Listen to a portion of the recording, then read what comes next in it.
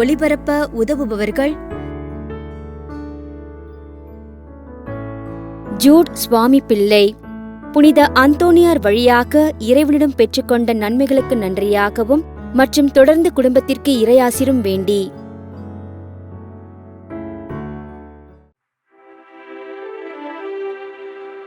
தந்தை மகன் தூய ஆவியாரின் பெயராலே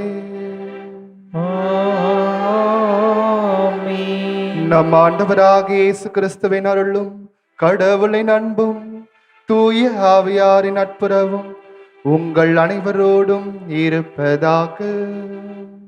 ஆன்மாவோடும் இருப்பதாக. இயேசுவில் பேரன்புக்குரிய சகோதர சகோதரிகளே, வருகின்ற ஞாயிற்றுக்கிழமை நாம் திருவழிபாட்டு ஆண்டின் புதிய ஆண்டினை நாம் துவங்க இருக்கின்றோம். எனவே நாம் பொது காலத்தின் இறுதி ஞாயிறான 34வது ஞாயிற்றுக்கிழமையை தொடர்ந்து நாம் இந்த வார நாட்களிலே நாம் பயணித்துக் கொண்டிருக்கின்றோம். எனவே இந்த நாட்களிலே நமக்கு தரப்படுகின்ற இறை வார்த்தையானது, வாசகங்கள் இறுதி காலத்தையும் இறுதி தீர்ப்பையும் பற்றி நமக்கு தெரிவிப்பதாக இருக்கின்றது. இன்றைய வாசகத்திலும், குறிப்பாக முதலாவது வாசகத்திலும் நாம் அவ்வாறு தான் கேட்கின்றோம். என்று நம்முடைய சுயநலத்திற்காக, எனக்காக, என்னுடைய பெயர் புகழுக்காக என்று நாம் செய்து கொள்ளுகின்றோமோ அப்பொழுதெல்லாம் நாம் விண்ணகத்தை விட்டு தொலைவிலே சென்று கொண்டிருக்கின்றோம் என்று நாம் உணர வேண்டும். நாம் செய்கின்ற ஒவ்வொரு செயலும் கடவுளை மகிமைப்படுத்துவதற்காக என்று நாம் செய்யும் பொழுது அது நமக்கு விண்ணக வாசலுக்கு அருகாமையிலே நம்மை எடுத்து செல்கிறது என்பதை நாம் உணர வேண்டும். பல நேரங்களிலே நாம் செய்கின்ற ஒவ்வொரு செயல்களும் என்னுடைய பெயர் புகழுக்காக, என்னுடைய அந்தஸ்தை தூக்கி பிடித்து இருக்க வேண்டும் என்பதற்காக, அடுத்தவர்கள் என்னை பற்றி நல்ல முறையில் பேச வேண்டும் என்பதற்காக நாம் பல செயல்களை நாம் செய்திருப்போம். இந்த நேரத்திலே நம்முடைய செயல்களுக்காக மனம் வருந்தி இதோ கடவுளை புகழவும் அவருடைய மாட்சிக்காகவும் மகிமைக்காகவும் இந்த மண்ணகத்திலே நாம் வாழுகின்ற இந்த வாழ்க்கையிலே நாம் அவரை நோக்கிய செயல்களாக செய்திட வேண்டும் என்று இத்திருப்பலியிலே நாம் மன்றாடுவோம். கண்டிப்பாக நமக்கு இறுதி தீர்ப்பானது கடவுள் நமக்கு நன்முறையில் தருவார் என்கின்ற நம்பிக்கையோடு நாம் இத்திருப்பலியிலே இணைவோம். சகோதர சகோதரிகளே, தூய மறை நிகழ்வை கொண்டாட நாம் தகுதி பெறும் பொருட்டு நம் பாவங்கள், குற்றங்கள், குறைகளை நாம் ஏற்றுக்கொள்வோம். மனம் வருந்தி மன்னிப்பு வேண்டுவோம். எல்லாம் வல்ல இறைவனிடமும் சகோதர சகோதரிகளே, உங்களிடமும் நான் பாவி என ஏற்றுக்கொள்கிறேன். ஏனெனில் என் சிந்தனையாலும் சொல்லாலும் செயலாலும் கடமையில் தவறியதாலும் பாவங்கள் பல செய்தேன். என் பாவமே, என் பாவமே, என் பெரும் பாவமே. ஆகையால் எப்பொழுதும் கன்னியான புனித மரியாவையும் வானதூதர் புனிதர் அனைவரையும், சகோதர சகோதரிகளே உங்களையும் நம் இறைவனாகிய ஆண்டவரிடம் எனக்காக வேண்டிக் கொள்ள மன்றாடுகிறேன். எல்லாம் அல்ல இறைவன் நம்மீது இரக்கம் வைத்து நம் பாவங்களை மன்னித்து நம்மை நிலை வாழ்வுக்கு அழைத்து செல்வாராக. ஆமீன்.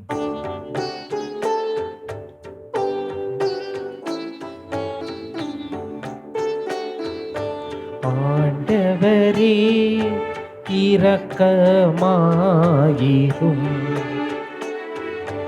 ஆண்டவரே இரக்கமாயிரும். கிறிஸ்துவே இரக்கமாயிரும். கிறிஸ்துவே இரக்கமாயிரும். ஆண்டவரே இரக்கமாயிரும். ஆண்டவரே இரக்கமாயிரும்.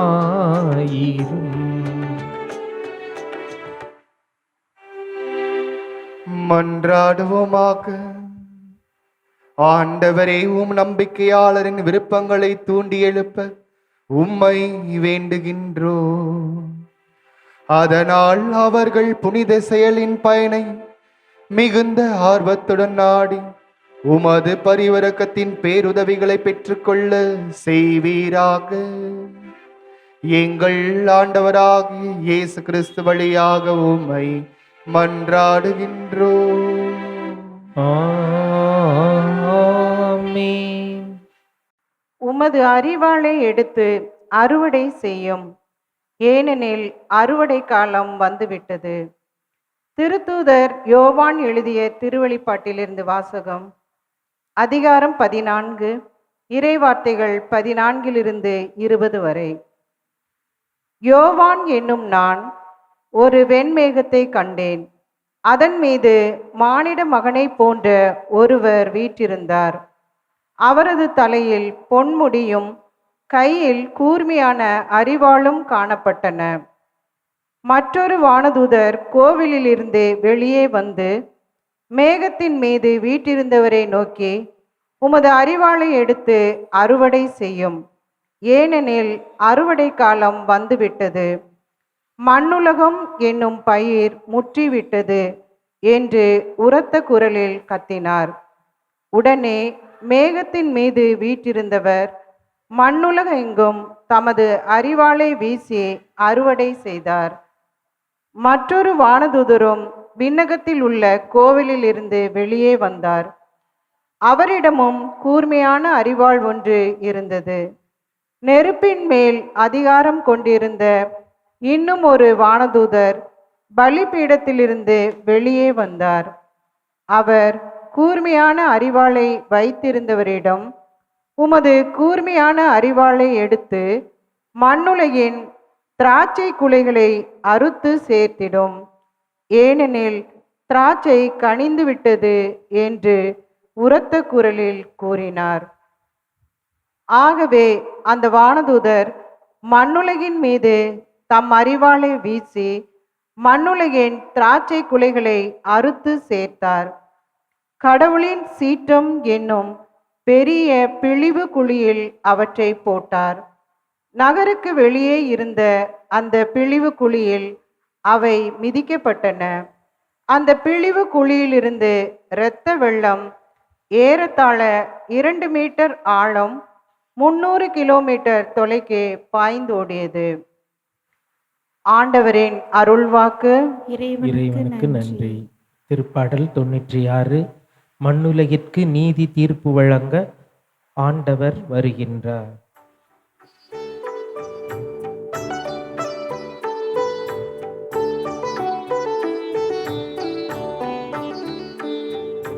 மண்ணுலகிற்கு நீதி தீர்ப்பு வழங்க ஆண்டவர் வருகின்றார்.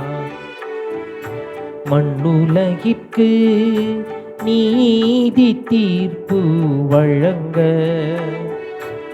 ஆண்டவர் வருகின்றார். வீற்றினத்தாரிடையே கூறுங்கள், ஆண்டவரே ஆட்சி செய்கின்றார்.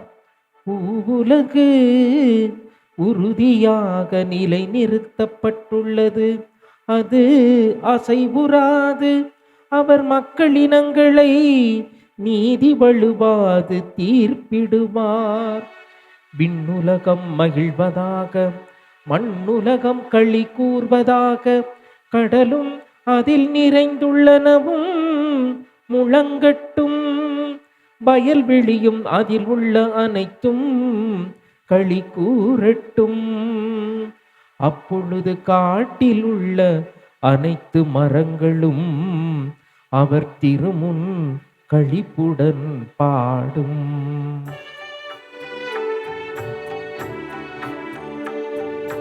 மண்ணுலகிற்கு நீதி தீர்ப்பு வழங்க ஆண்டவர் வருகின்றார். மண்ணுலகிற்கு நீதி தீர்ப்பு வழங்க ஆண்டவர் வருகின்றார்.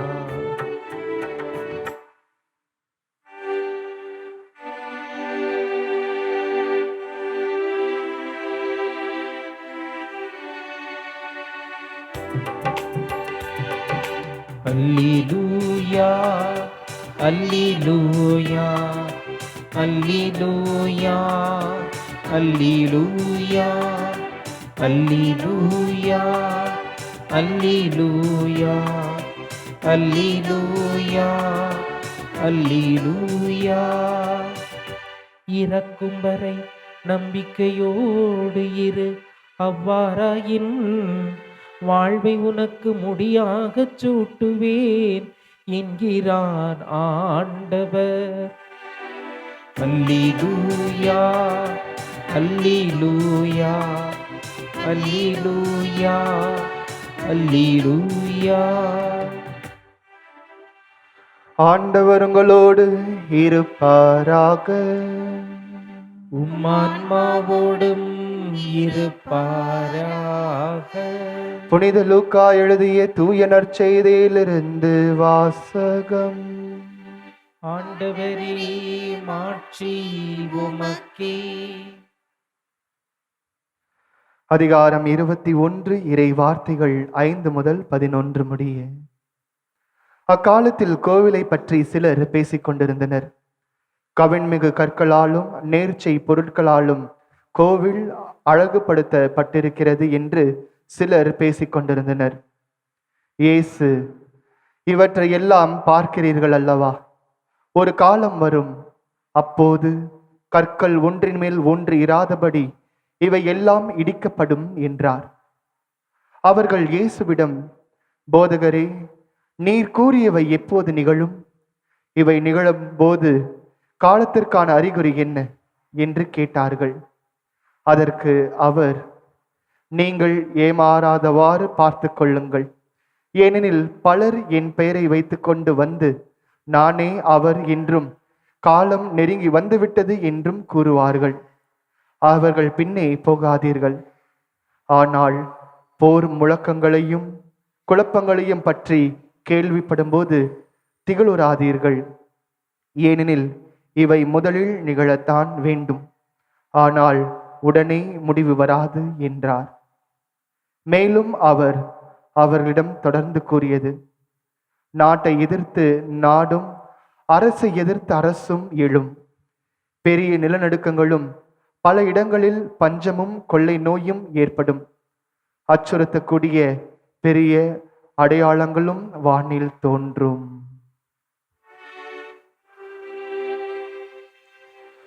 ஆண்டவரின் அருள்வாக்கு. கிறிஸ்துவே உமக்கு புகழ்.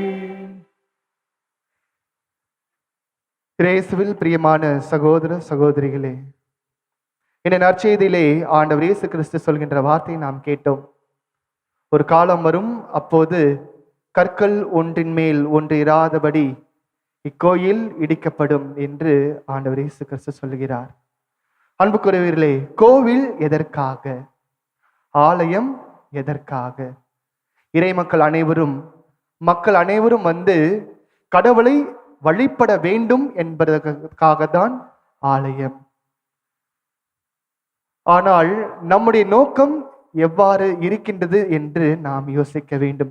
இங்கு ஆண்டவர் இயேசு கிறிஸ்து அந்த வார்த்தைகளை கூறுவதற்கும் ஒரு நோக்கம் இருக்கிறது. காரணம், அங்க மக்கள் சிலர் இவ்வாறு சொல்கிறார்கள், கவின்மிகு கற்களாலும் நேர்ச்சை பொருட்களாலும் கோவில் அழகுபடுத்தப்பட்டிருக்கிறது என்று.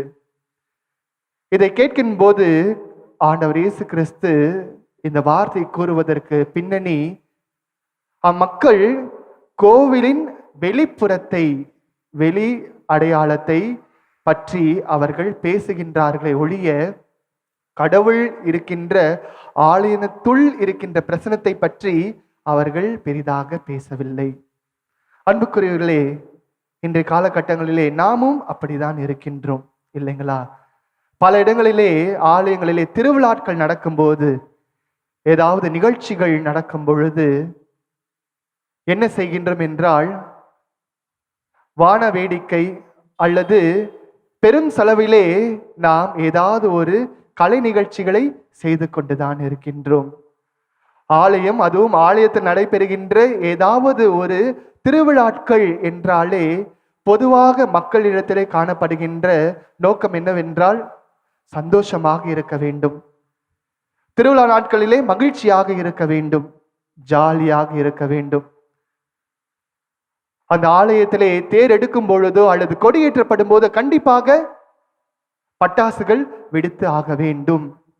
பல ஆலயங்களிலே இதற்காக பெரிய பிரச்சனைகளும் ஏற்படுவதை நாம் பார்க்கின்றோம்.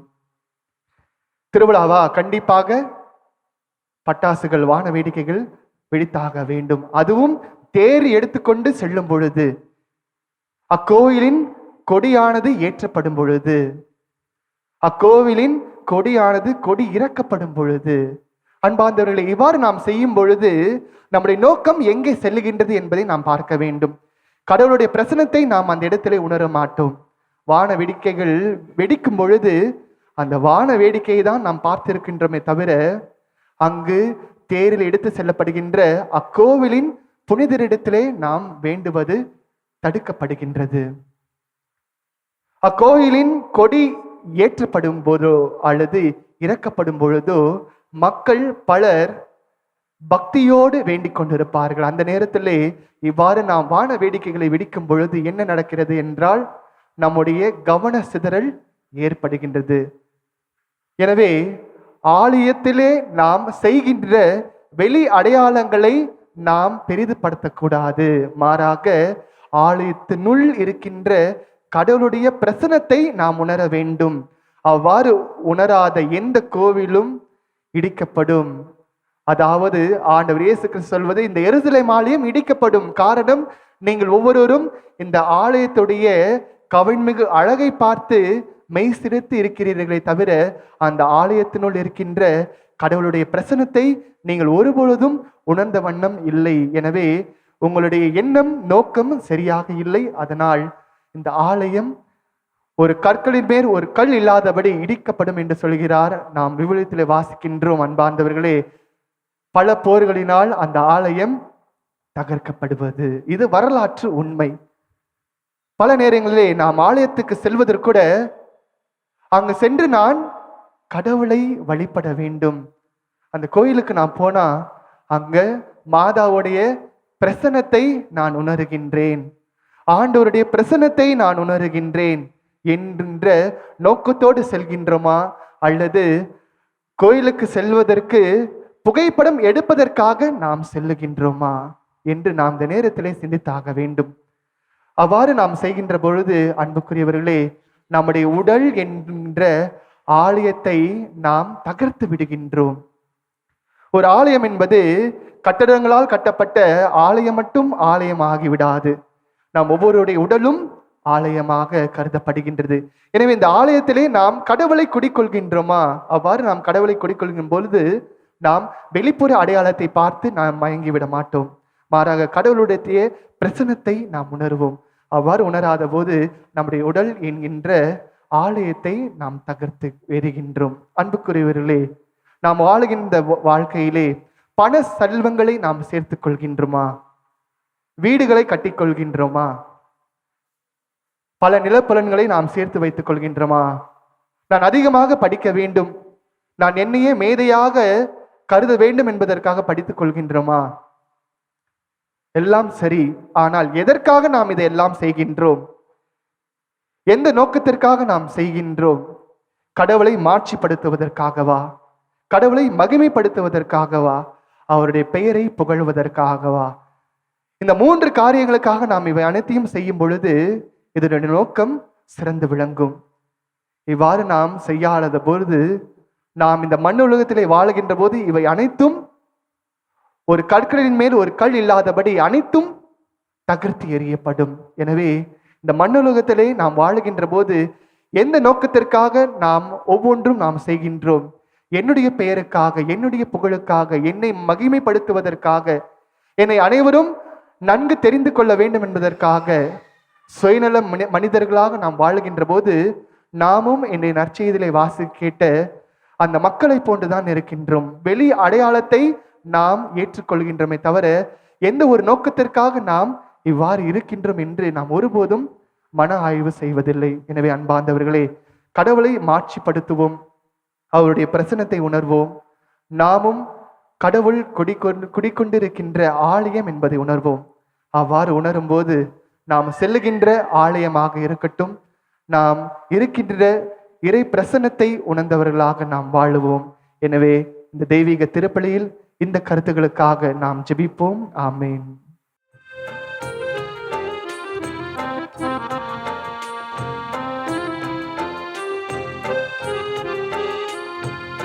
இறந்து படும் ஏழையின் பலி உமக்கு ஆகுமோ?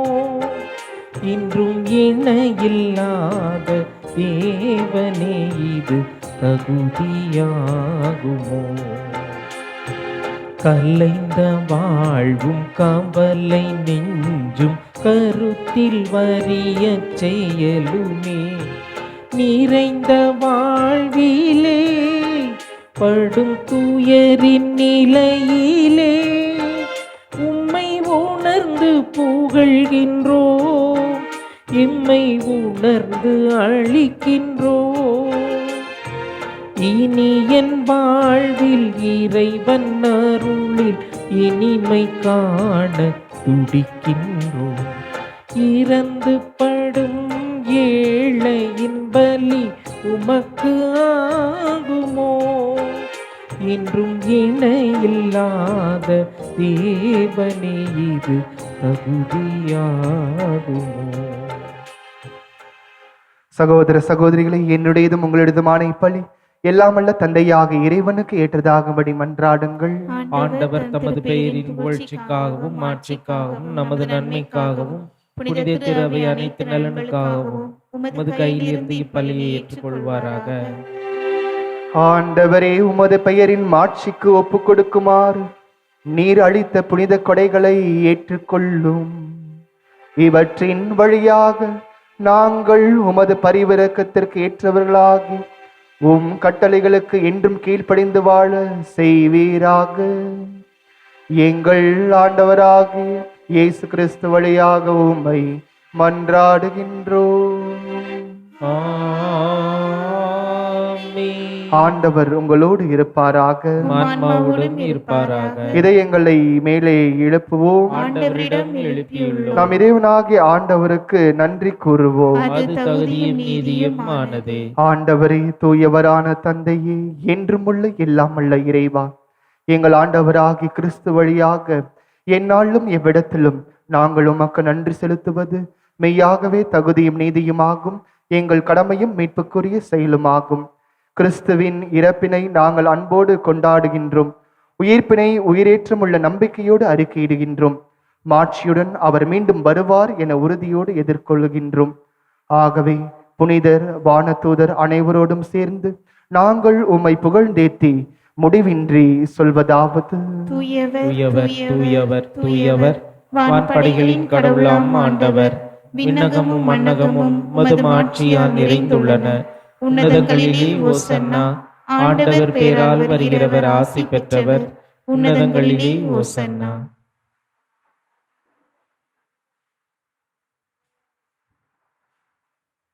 ஆண்டவரே, நீர் மெய்யாகவே தூயவர், தூய்மை அனைத்திற்கும் ஊற்று. ஆகவே உம்முடைய ஆவியை பொழிந்து இக்காணிக்கைகளை தூய்மைப்படுத்த உம்மை வேண்டுகின்றோம். இவ்வாறு எங்கள் ஆண்டவர் இயேசு கிறிஸ்துவின் உடலும் இரத்தமுமாக்க எங்களுக்கு இவை மாறுவனவாக. அவர் பாடுபட உள்ளம் கனிந்து தம்மை கையளித்த போது அப்பத்தை எடுத்து நன்றி செலுத்தி அதை பிட்டு தம் சீடல் கழித்து அவர் கூறியதாவது: அனைவரும் இதிலிருந்து பெற்றுக்கொள்ளுங்கள், ஏனெனில் இது உங்களுக்காக கையளிக்கப்படும் என் உடல்.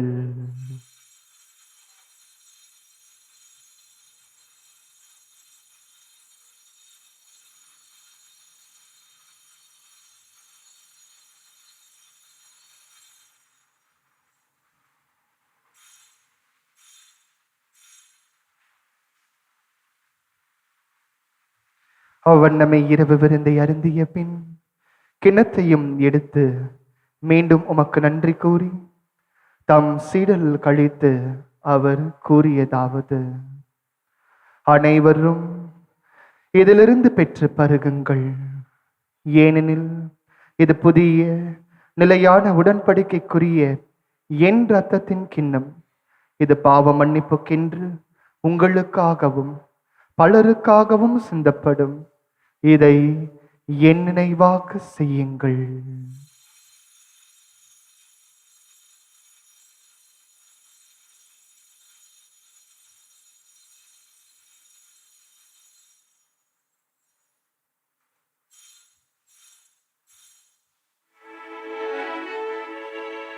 நம்பிக்கையின் மறை பொருள்.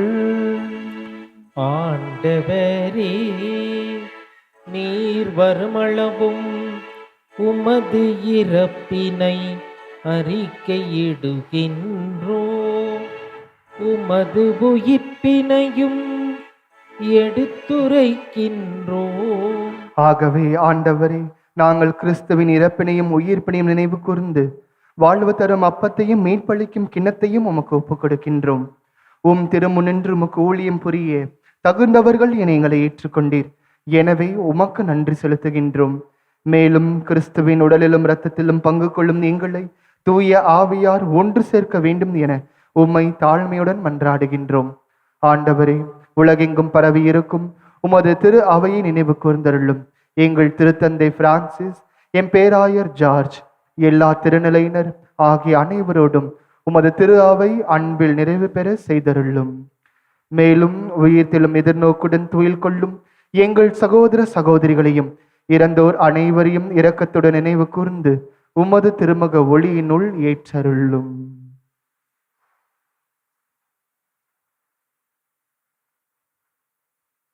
எங்கள் அனைவர் மீதும் இரக்கமாயிரும்.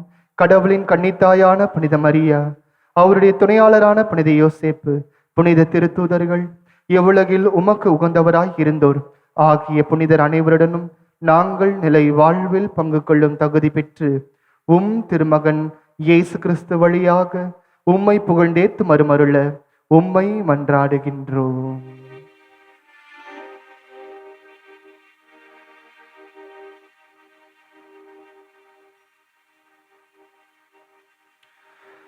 இவர் வழியாக இவரோடு இவரில் எல்லாம் வல்ல இறைவனாகிய தந்தையே, தூய ஆவியாரின் ஒன்றிப்பில் எல்லா புகழும் மாட்சியும் என்றென்றும் உமக்கு உரியதே. ஆமென், ஆமென், ஆமென். மேற்பரின் கட்டளையால் கற்பிக்கப்பட்டு இறை படிப்பினால் பயிற்சி பெற்ற நாம் அனைவரும் துணிந்து ஜெபிப்போம். விண்ணுலகில் இருக்கின்ற எங்கள் தந்தையே, உமது பெயர் தூயது என போற்றப் பெறுக. உமது ஆட்சி வருக. உமது திருவுளம் விண்ணுலகில் நிறைவேறுவது போல மண்ணுலகிலும் நிறைவேறுக. எங்கள் அன்றாட உணவை இன்று எங்களுக்கு தாரும். எங்களுக்கு எதிராக குற்றம் செய்வோரை நாங்கள் மன்னிப்பது போல எங்கள் குற்றங்களையும் மன்னியும்.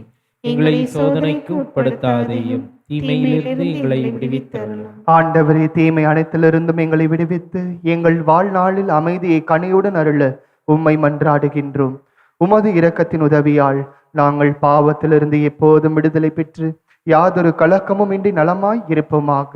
நாங்கள் எதிர்நோக்கி இருக்கும் பேரின்பத்திற்காகவும் எம் மீட்பராகிய இயேசு கிறிஸ்துவின் வருகைக்காகவும் காத்திருக்கின்றோம். ஏனெனில் ஆட்சியும் வல்லமையும் ஆட்சியும் என்றென்றும் உமதே. ஆண்டவர் இயேசு கிறிஸ்துவே, அமைதியை உங்களுக்கு விட்டு செல்கின்றேன், என் அமைதியை உங்களுக்கு அளிக்கின்றேன் என்றும் திருத்துதலுக்கு மொழிந்தீரே. எங்கள் பாவங்களை பாராமல் உமது திரு அவை நம்பிக்கையை கண்ணோக்கி உமது திருவுளத்திற்கேற்ப அதற்கு அமைதியும் ஒற்றுமையும் அளித்தருள்வீராக. என்றென்றும் வாழ்ந்து ஆட்சி செய்கின்றவர் நீரே. ஆமென். ஆண்டவருடைய அமைதி உங்களோடு என்றும் இருப்பதாக. ஆன்மாவோடும் இருப்பதாக. ஒருவருக்கொருவர் அமைதியை பகிர்ந்து கொள்வோம். உலகின் பாவங்களை போக்கும் இறைவனின் செம்மறியே, எங்கள் மேல் இரக்கமாயிரும். உலகின் பாவங்களை போக்கும் இறைவனின் செம்மறியே, எங்கள் மேல் இரக்கமாயிரும். உலகின் பாவங்களை போக்கும் இறைவனின் செம்மறியே, எங்களுக்கு அமைதியை அளித்தருளும்.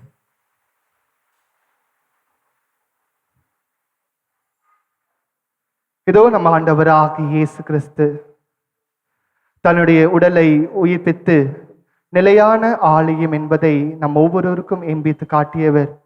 இவருடைய பிரசன்னத்தை உணர நம் ஒவ்வொருவரையும் அன்போடு அழைக்கின்றார். இவரது பிரசன்னத்தை உணர்ந்து இங்கு வந்திருக்கின்ற நாம் ஒவ்வொருவரும் பேறு பெற்றோர். ஆண்டவரே, நீர் நிலத்தில் எழுந்தருள நான் தகுதியற்றவன், ஆனால் ஒரு வார்த்தை மட்டும் சொல்லியருளும், எனது ஆன்மா நலம் அடையும். இதோ உலகு முடிவு வரை என்னாலும் நான் உங்களோடு இருக்கின்றேன் என்கிறார் ஆண்டவர். மத்தேயு நற்செய்தி அதிகாரம் 28 இறை வார்த்தை 20. மன்றாடுவோமாக. எல்லாம் வல்ல இறைவா, இப்புனித விருந்தில் நாங்கள் பங்கு பெற்று மகிழ செய்கின்றீர். அதனால் நாங்கள் உம்மிடமிருந்து ஒருபோதும் பிரியாதிருக்க அருள் புரிவீராக. எங்கள் ஆண்டவராகிய இயேசு கிறிஸ்து வழியாக உம்மை மன்றாடுகின்றோம். ஆமென். ஆண்டவர் உங்களோடு இருப்பாராக. உம்மான்மாவோடும் இருப்பாராக. எல்லாம் வல்ல இறைவன் தந்தை, மகன், தூய ஆவியானவர் உங்கள் அனைவரையும் நிறைவாக ஆசீர்வதிப்பாராக. ஆமென். கடவுளுடைய பிரசன்னத்தை என்று உணர்ந்தவர்களாக வாழ்ந்திட சென்று வாழுங்கள். வாழ்க்கை பழி தொடரட்டும். இறைவனுக்கு நன்றி. திருப்பலி ஒளிபரப்ப உதவியவர்கள்: ஜூட் சுவாமி பிள்ளை. புனித அந்தோணியார் வழியாக இறைவனிடம் பெற்றுக்கொண்ட நன்மைகளுக்கு நன்றியாகவும் மற்றும் தொடர்ந்து குடும்பத்திற்கு இறையாசிரும் வேண்டி